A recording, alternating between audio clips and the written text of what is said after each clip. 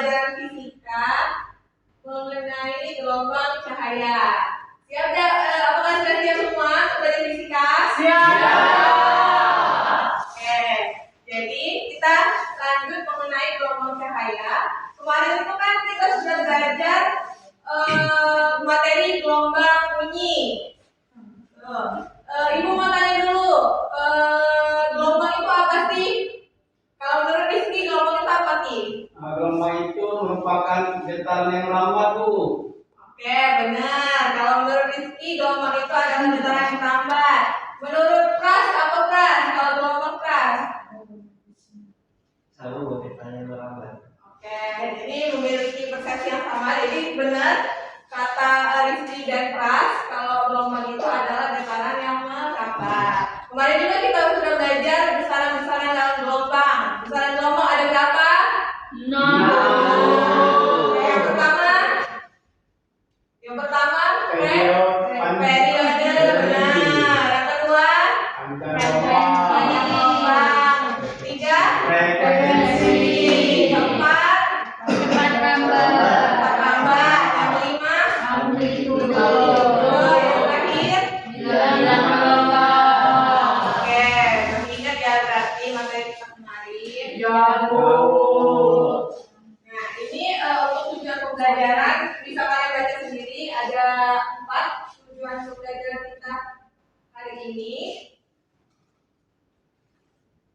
Nah, ini materi yang akan kita pelajari di gelombang cahaya. Jadi yang pertama itu ada kita belajar dulu pengertian dari gelombang cahayanya, kemudian peristiwa dasar atau contoh-contoh dasar dari gelombang cahaya, kemudian ada difraksi cahaya dan interferensi cahaya. Kalau kemarin kan mengenai gelombang bunyi kan, gelombang bunyi itu adalah suatu getaran yang merambat melalui medium. Contohnya itu kayak udara tuh, sehingga bisa didengar oleh kita. Nah, menurut kalian kalau gelombang cahaya itu tuh bentuknya gimana?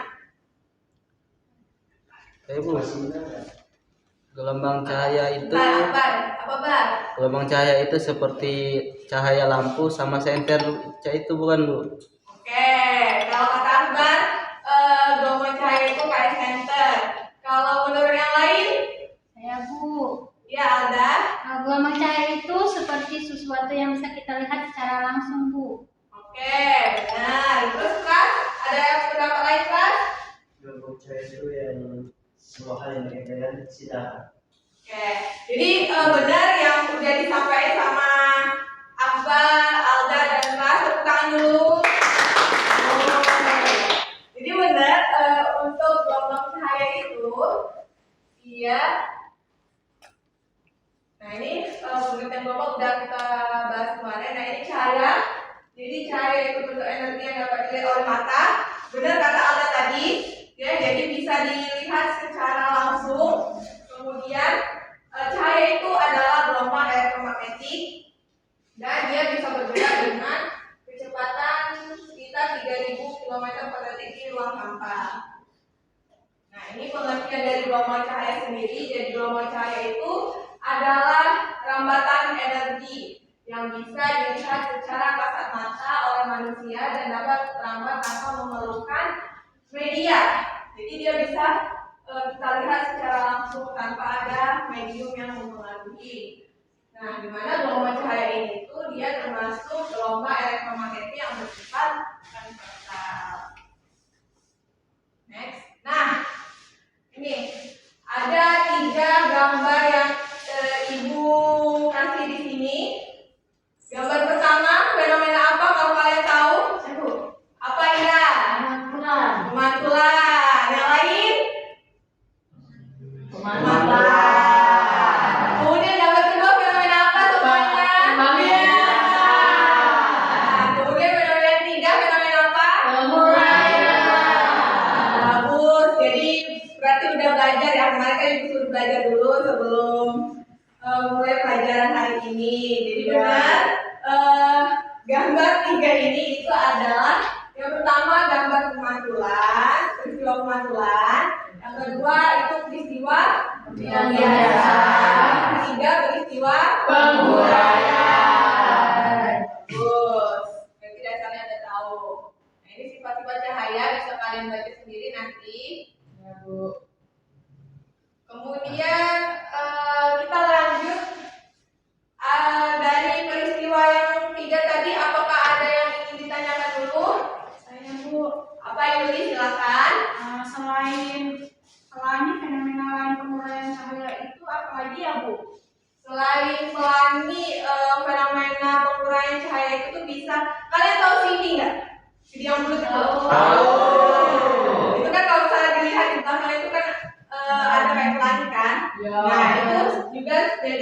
satu contoh dari penguraian, dari peristiwa penguraian.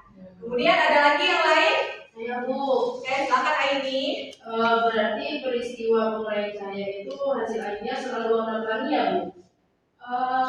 Sebenarnya penguraian cahaya itu tuh ketika dia ada sinar putih nih, terus ada medium. Nah, sinar putih itu menembus ke dalam medium tersebut. Nah, dari medium itu kemudian diuraikan, keluarlah cahaya warna-warni. Jadi cahaya warna-warni itu sering dianalogikan orang-orang itu sebagai cahaya pelangi. Jadi untuk mempermudah orang-orang, jadi biasanya orang-orang menganalogikan hasil akhir dari penguraian cahaya itu seperti pelangi. Mana? Semuanya apakah sudah paham? Oke, baik. Alhamdulillah kamu sudah paham. Ini sifat-sifat cahaya. Kemudian kita lanjut ke materi difraksi cahaya. Jadi kalian di rumah ada pintu kan? Di kamar kalian ada pintu kan? Ada.